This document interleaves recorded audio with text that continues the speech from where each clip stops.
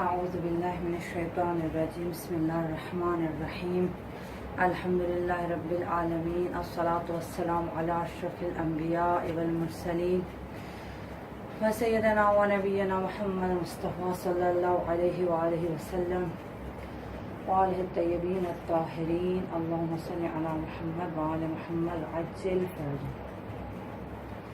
बाद सना क़ुरान मताल मदूदुस्सलाम व मुहम्मद आल मुहम्मद अलैहिस्सलाम।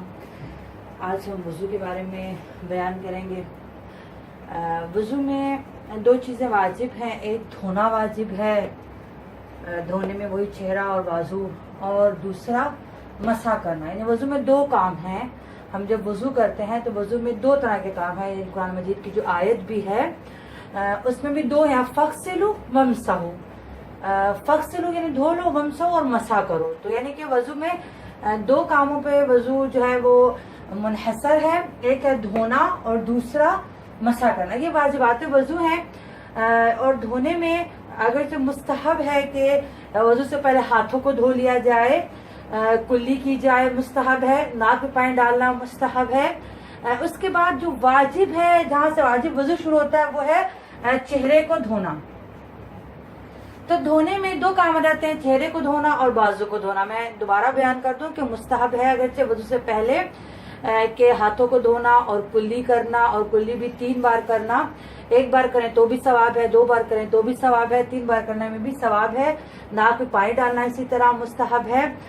उसके बाद जो वाजिब वज़ू शुरू होता है वो चेहरे धोने से होता है।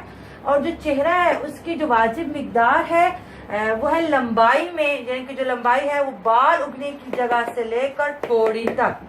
लंबाई में जो इंसान के बाल उगते हैं उससे लेकर उसकी ठोड़ी तक, ये लंबाई में।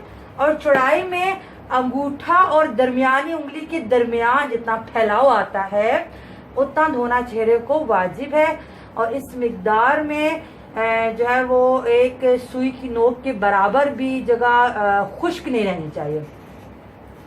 तो ये चेहरे की मिकदार होगी कि लंबाई में क्या है, बाल की जगह से लेकर ठोड़ी तक ये लंबाई है। और चौड़ाई में कितना है, अंगूठे और दरमियानी उंगली के फैलाव तक ये धोना क्या है, चेहरे को वाजिब है। और बाजू को क्या है धोने, इसकी क्या मिकदार है, कोहनियों से लेकर, यानी जो इंसान की कोहनियां हैं, कोहनियों से लेकर उंगलियों के सिरों तक धोना वाजिब है।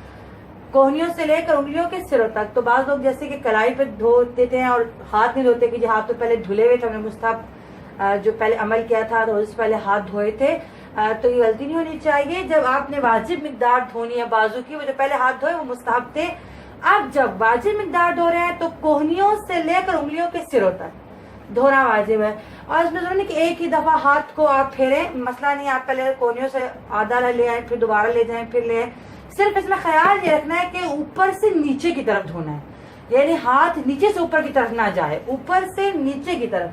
चेहरे को धोते वक्त भी ये ख्याल रखना है कि ऊपर से नीचे की तरफ धोना है, और बाजू को धोते वक्त भी ख्याल रखना है कि ऊपर से नीचे की तरफ। तो बाज लोग जो जल्दबाजी में वजू करते हो, क्या पानी डालते हो ऐसे ऐसा हाथ फेर देते हैं। जो ऐसे ऐसा हाथ फेरते हैं, चेहरे में पानी डालो, ऐसे ऐसा हाथ फेर दिया, तो जब पानी नीचे से ऊपर की तरफ जाएगा तो वजू बातिल हो जाएगा। धोने में यह ख्याल रखना है कि धोना ऊपर से नीचे की तरफ हो, चेहरे को भी ऊपर से नीचे की तरफ धोए, बाजू को भी ऊपर से कोहनी से उंगलियों के सिरों तक लाना है। अब जरूरी एक ही मर्तबा में लाए, मैं बार बार कह रही हूँ, ये जरूरी नहीं है बस आपने जितना मसलन इतना लाए, फिर इतना ले आए, फिर आगे ले गए, मसला नहीं है। लेकिन लाना ऊपर से नीचे की तरफ है, कोहनी से सिरों तक, उंगलियों के सिरों तक। और जब बाजू धोने हैं तो इसमें थोड़ा सा ख्याल ये भी रखना है कि कोई इंशाल्लाह के वजू से होने की शराइत में बताऊंगी कि खवातीन ने अगर चूड़ियां पहनी है तो उसे गोल गोल घुमाना है, ऊपर नीचे नहीं करना, क्योंकि पानी ऊपर नीचे हो जाएगा। अंगूठी पहनी तो उसे भी गोल घुमाना है, ऊपर नीचे नहीं करना, वरना पानी जो है वो क्योंकि नीचे से ऊपर ले जाने से वजू बातिल हो जाता है। तो खवातीन का ख्याल रखना है। और खवातीन के लिए मुस्तहब है कि जब पानी डालें तो अंदर की तरफ से डालें, और मर्द के लिए मुस्तहब है कि पानी डालें तो बाहर की तरफ से डालें। अब वो पानी जब डालेंगे तो ऊपर से नीचे की तरफ उसको पहुंचाना है अच्छे तरीके से, और उंगलियों के अंदर भी अच्छे तरीके से पानी को उंगलियों के अंदर भी पहुंचाया जाए, अच्छे तरीके से पानी को ऊपर से नीचे, कोहनी से उंगलियों के सिरों तक। اس میں تھوڑا یہ بھی ہے کہ خواتین جیسے نوز پن پہنی ہوتی ہے تو نوز پن کے نیچے جو جگہ ناک کی آئی ہوئی ہے اس تک بھی پانی پہنچانا ہے، تو نوز پن کو بھی اس طریقے سے گھمانا ہے کہ اس کے نیچے پانی پہنچ جائے، گھمانا نہیں ہے گول گول، اوپر سے نیچے کی طرف اس کو لانا ہے کہ اس کے نیچے بھی پانی پہنچ جائے۔ یہ خیال کرنا ہے خواتین کو، کوئی جگہ رہ نہ جائے کہ جہاں پانی نہ پہنچے۔ اگر نوز پن پہنی ہے اس کے نیچے پانی پہنچانا ہے، چوڑیاں ہیں اس کے نیچے یا رنگ ہے تو اس کو گھمانا ہے، اس کے نیچے وضو کا پانی اچھی طرح پہنچ جائے۔ صحیح، یہ تھا دھونے میں۔ دھونے میں انہوں نے ایک دو مسئلے ہیں، کیونکہ میں نے آپ سے پہلے بھی یہ عرض کیا کہ یہ تو مختصر احکام ہے، اگر آپ تو ذیل مسائل کھولیں تو بہت سے تفصیل سے، اس سے آگے کتابیں جائیں، منہاج ہے، پھر اس سے آگے عروہ ہے، پھر اس سے آگے یعنی بڑی سے بڑی کتابیں موجود ہیں۔ یہ تو مختصر سا ایک ہے، تو ایک دو مسئلوں جو اہم تھے وہ میں نے یہاں لکھے ہیں۔ سستانی صاحب فرماتے ہیں کہ یقین حاصل کرنے کے لیے چہرے اور بازوں کے تھوڑے اضافی حصے کو دھونا واجب ہے۔ پہلے یہ مسئلہ اچھی طریقے سے آپ لوگ کے سامنے میں کلیئر کر دوں کہ یہ مسئلہ ان لوگوں کے لیے ہے کہ جن کو یقین نہیں آتا کہ کیا ہم نے واجب مقدار کو دھو لیا، کیا ہم نے بال اگنے کی جگہ سے لے کر ٹھوڑی تک اور چوڑائی میں انگوٹھا اور درمیانی انگلی کے جو مقدار تھی اس کو دھو لیا ہے۔ تو اگر ان کو یقین نہیں آ رہا تو اب ان پر واجب ہے کہ تھوڑا سا اضافی، جب وہ چہرے کو دھونا تھوڑا سا اس کے اطراف کو بھی دھو لے، تھوڑا اضافی دھو لے تاکہ ان کو یقین آ جائے۔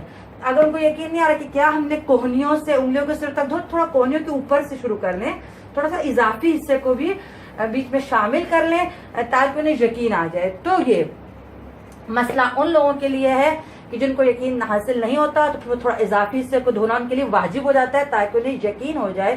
اور یہ کثیر الشک کی بات نہیں ہو رہی، کثیر الشک کو تو کبھی بھی یقین نہیں آئے گا، وہ اضافی حصے کو دھو لے تو بھی یقین نہیں آئے گا۔ اور کثیر الشک سے انشاءاللہ کہ یہ ایک ایسی اصطلاح ہے فقہ میں کہ کئی مرتبہ ہمیں اس کا سامنا ہے اور میں ہر جگہ اس کی وضاحت کروں گی۔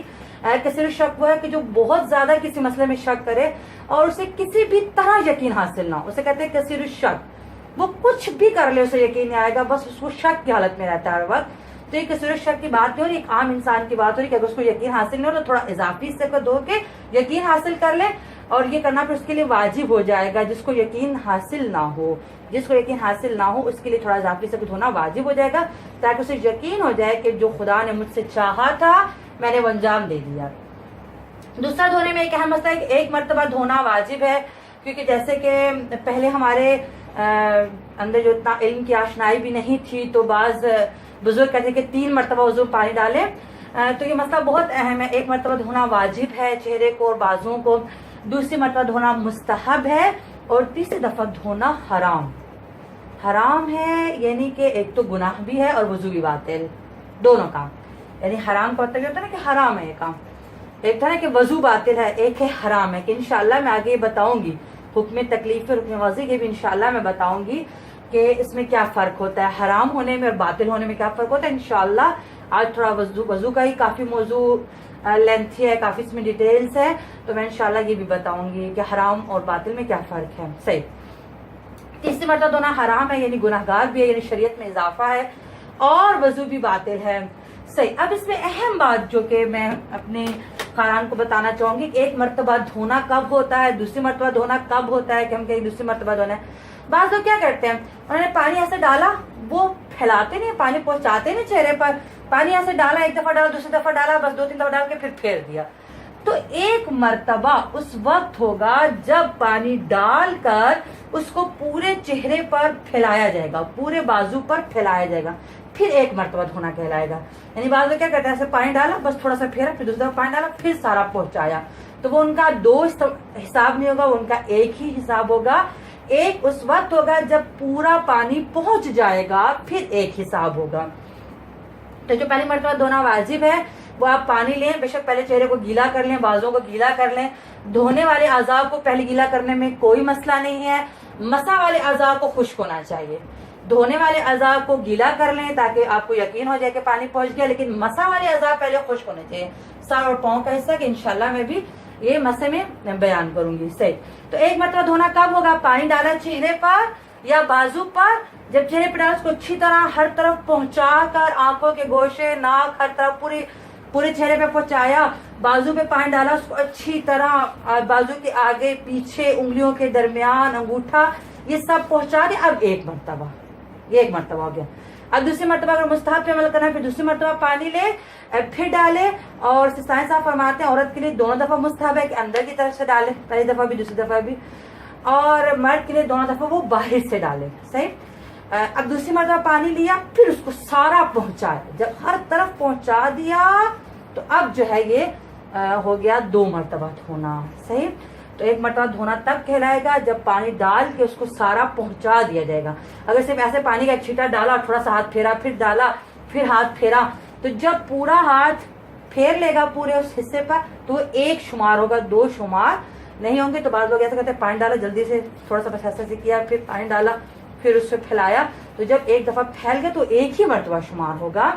तो एक मरतबा धोना तब है जब हर जगह पानी पहुंच जाए। और पानी डालते वक्त ख्याल करें कि ऊपर से नीचे लाएं, नीचे से ऊपर, ऊपर ऐसे ऐसे ऐसे ऐसे ना फेरें, ऊपर से नीचे लाएं, नीचे से ऊपर ना लेके जाएं। और एक और मसला जैसे साइंस साहब फरमाते हैं और रहबर मुअज़्ज़म इसकी इजाजत देते हैं, तो साइंस साहब ये फरमाते हैं कि जब आप वजू में दूसरे बाजू को एक ही मरतबा धोएं, इसको दूसरी मरतबा जो मुस्तहब है वो ना धोएं, क्योंकि इसके बाद मसा करना है। तो वो फरमाते हैं कि जो वाजिब तरी है उससे मसा किया जाए। लेकिन रहबर मुअज़्ज़म इजाजत देते हैं कि नहीं, मसला नहीं, आप इसको दूसरी मरतबा धो लें और उसी से मसा कर लें। तो जो सिस्तानी साहब के मुक़ल्लिदीन हैं वो चेहरे को अगर 2 मरतबा धोना चाहते हैं धोएं, सवाब है। दाएं बाजू को 2 मरतबा धोना चाहते हैं धोएं, सवाब है। लेकिन बाएं बाजू को वो एक ही मरतबा धोएं, दूसरी मरतबा ना धोएं और उसी से वो मसा कर लें। लेकिन जो रहबर मुअज़्ज़म के मुक़ल्लिदीन है वो दूसरी मरतबा भी धो सकते हैं, मसला नहीं है। तो ये हो गया धोना। उसके बाद है जी मसा करना। इंशाल्लाह कि मैं जब वजू की भी शरायत बयान करूंगी, मजीद जो बातें रह गई होंगी उनको वजू से होने की शरायत में भी उसकी वजाहत करूंगी। मसे में फिर 2 चीजें आ जाती हैं, सर का मसा और पाँव का मसा। सर का मसा और पाँव का, हम इन 2 का, ये हमारे अज़ाए मसा है। अज़ाए वजू 4 है, अज़ाए वजू 4 है, चेहरा, बाजू, सर, पाँव। अज़ाए वजू 4 है, उनमें से 2 अज़ाए गुस्ल है जिनको धोते हैं, 2 अज़ाए मसा है जिनको मसा करते हैं। तो सर का मसे में वाजिब मिकदार है और मुस्तहब मिकदार है। मैं दोनों मिकदारों को बयान किया, यहाँ पे लिखा है। सर के मसे में वाजिब मिकदार सैयद फरमाते हैं कि सर के अगले हिस्से में जिस अंदाजे से हो काफी है, जितनी भी हो, बस कहे कि मस किया है, टच किया है, हाथ फेरा है, बस इतना ही काफी है। अब देखें, चाहे वो इस तरह फेर ले, चाहे इस तरह फेर ले, चाहे इस तरह, किसी भी तरीके से वो सर के ऊपर हाथ फेरे तो काफी है, वाजिब उसका अदा हो गया। तो इसलिए अब चाहे जो ऐसे मसा करते हैं या जो ऐसे मसा करते हैं या एक उंगली से कर लें, किसी भी सर के अगले हिस्से में जो अगला वाला जो पेशानी से मिला हुआ हिस्सा है उस हिस्से में जिस अंदाजे से हो काफी है। सैयद फरमाते से सिस्तानी साहब फरमाते कि उतना ही काफी है। ये था वाजिब। सही। वाजिब कितना है कि जिस मिकदार में भी, चाहे इतना चाहे इतना चाहे इतना, जिस भी मिकदार में हो वाजिब अदा हो जाएगा। लेकिन मुस्तहब क्या है? आप फरमाते हैं कि एतात मुस्तहब है कि लंबाई में 1 उंगली, यानी कि ये आप देखें, लंबाई में 1 उंगली और चौड़ाई में 3 बंद उंगलियां। ये लंबाई में 1 उंगली और चौड़ाई में 3 बंद उंगलियों से जो ऐसे मसा किया जाता है ये मुस्तहब है। लंबाई में 1 उंगली और चौड़ाई में 3 बंद उंगलियों से ये मसा करना मुस्तहब है। सही। अगर आप इस पे अमल करें तो मुस्तहब है, अगर ना करें ऐसे कर लें, ऐसे कर लें, ऐसे कर लें, ऐसे कर लें, किसी भी अंदाजे से हो वाजिब अदा हो जाएगा। अगर मुस्तहब पर अमल करना है तो फिर लंबाई में 1 उंगली, चौड़ाई में 3 बंद उंगलियों से, ये चौड़ाई और लंबाई, ये मसा जो है ये मुस्तहब है। और जब मसा करें तो आपका हाथ जो है वो पेशानी के पानी से नहीं मिलना चाहिए, क्योंकि आपने इसी हाथ से दोबारा फिर आगे दाएं पांव का मसा करना है, तो फिर वो बाजू का पानी नहीं रहेगा, चेहरे का पानी मिल जाएगा। तो आपने एहतियात से मसा करना है कि आपका हाथ आके पेशानी पर टच ना हो। हाँ, अगर आपके मसे का पानी आके पेशानी से मिल गया वो मसला नहीं है, क्योंकि हमें इस पानी से क्या लेना देना, हमें तो उस हाथ से है कि जिससे हमने पाँव का मसा करना है। तो आपने हाथ टच नहीं करना, यहाँ के रोक देना है, यानी कि पेशानी से नहीं जोड़ने देना। हाँ, अगर मसे का कतरा आके पेशानी के पानी से मिल गया मसला नहीं है। ये हो गया सर का मसा। अब पाँव के मसे में भी एक वाजिब मिकदार है और एक मुस्तहब मिकदार है। वाजिब मिकदार क्या है कि पाँव की किसी भी एक उंगली से, पाँव की 5 उंगलियां होती हैं, मसलन अगर 5 उंगलियां पाँव की किसी भी एक उंगली से पाँव की जोड़ तक, यानी जहां पर पिंडली और वो जो टखना, यानी कि जो पाँव का जोड़ होता है। अब इसमें बात लोग क्या करते हैं, पाँव की उभरी हुई जगह तक मसा करते हैं और छोड़ देते हैं। नहीं, पाँव का उभार पहले आता है, यानी उंगलियों के बाद एक पाँव का उभार आ जाता है, उसके बाद पाँव का जोड़ आता है। تو مسا کیا کرنا ہے, کسی بھی ایک انگلی سے لے کر پاؤں کی جوڑ تک, یعنی جو پنڈلی اور جو ٹخنائی جہاں پہ پاؤں جڑتا ہے اس جوڑ تک مسا کرنا ہے, یہ واجب ہے. تو واجب مقدار کیا ہے, پاؤں کی کسی بھی ایک انگلی سے لے کر پاؤں کے جوڑ تک, نہ کہ پاؤں کے ابھار تک. بعض لوگ پاؤں کے ابھار تک کر کے چھوڑ دیتے ہیں, نہیں, پیچھے تک جوڑ تک لے کر آنا آپ نے.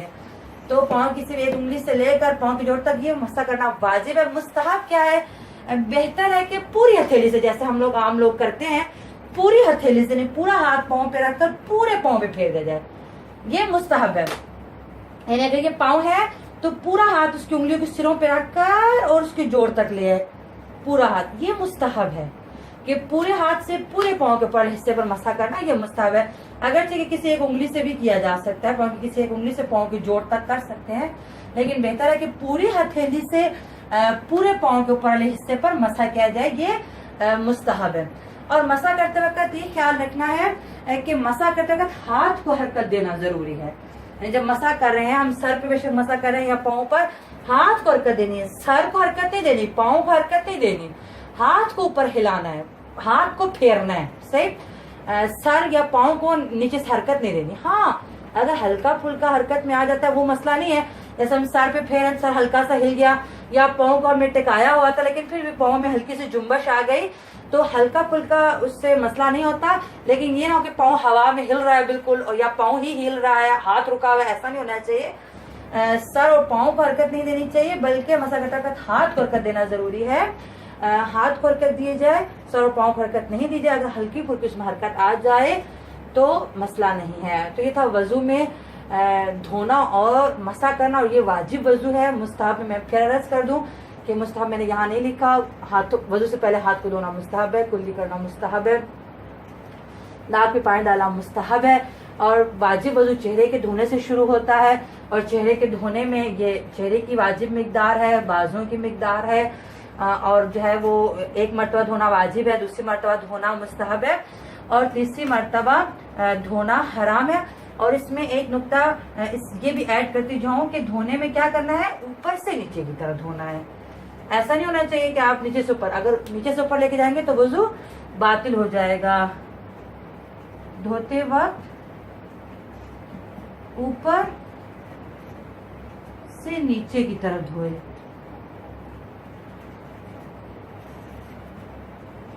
اوپر سے نیچے کی طرف دھوئے. اگر نیچے سے اوپر طرف لے کے جائے گا تو وضو جو ہے وہ اس کا باطل ہو جائے گا. اور مسے میں سر کے مسے کی واجب مقدار ہے, مستحب ہے, چاہے واجب پہ عمل کریں مستحب پہ کریں. پاؤں کی واجب مقدار ہے, مستحب ہے, اور ہاتھ کو حرکت دینی ہے, سر اور پاؤں کو حرکت نہیں دینی. انشاءاللہ اگلے درس میں ہم وضو سے ہونے کی شرائط, وضو کیسے ٹوٹتا ہے, وضو کن چیزوں کے لیے ضروری ہے, وہ انشاءاللہ آگے بیان کریں گے. خدا ہمیں اس کو سیکھنے اور اس پر عمل کرنے کی توفیق عطا فرمائے. والحمدللہ رب العالمین.